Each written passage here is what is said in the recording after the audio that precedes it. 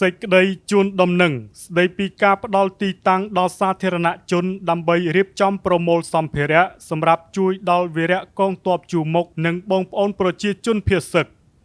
ដោយសង្កេតឃើញនូវចលនាសាមគ្គីជាតិយ៉ាងច្រើនកុះកររបស់សាធារណជនជាពិសេសយុវជនកម្ពុជាក្រសួងការងារនិងបណ្ដុះបណ្ដាលវិជ្ជាជីវៈសូមជម្រាបជូនដំណឹងដល់សាធារណជនជាពិសេសយុវជនដែលកំពុងស្វែងរកទីតាំងសម្រាប់រៀបចំប្រមូលសម្ភារៈដើម្បីទទួលជំនួយសប្បុរសធម៌សម្រាប់គាំទ្រដល់វីរៈកងទ័ពជួរមុខនិងបងប្អូនប្រជាជនភៀសសឹកដែលរងគ្រោះដោយសារសង្គ្រាមឈ្លានពានដ៏ឃោរឃៅពីសំណាក់យោធាថៃជ្រាបថាក្រសួងមានផ្ដល់ជូនទីតាំងសម្រាប់រៀបចំចំនួន2កន្លែងរួមមានទី1សហសាលប្រជុំនៃអគារអង្គរវត្តក្នុងបរិវេណវិទ្យាស្ថានជាតិបណ្ដុះបណ្ដាលបច្ចេកទេស NTTI មានអាសយដ្ឋាននៅតាមបណ្ដោយមហាវិថីសហព័ន្ធរុស្ស៊ីភូមិចុងថ្នល់ខាងកើតសង្កាត់តាក់ថ្លាខណ្ឌសែនសុខរាជធានីភ្នំពេញ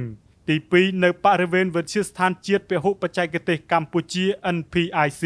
ដែលមានអាសយដ្ឋាននៅភូមិព្រៃពពេលសង្កាត់សំរោងក្រោមខណ្ឌពោធិ៍សែនជ័យរាជធានីភ្នំពេញ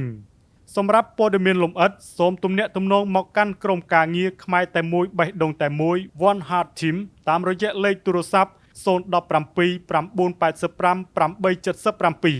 066 203 689 និង097 373 8233 អាស្រ័យដោយបានជម្រាបជូនខាងលើសូមសាធារណជនជាពិសេសយុវជនជ្រាបជាព័ត៌មានថ្ងៃអាទិត្យ9រោចខែមករាឆ្នាំម្សាញ់ស័កស័កពុទ្ធសករាជ2569រាជធានីភ្នំពេញថ្ងៃទី14ខែធ្នូឆ្នាំ2025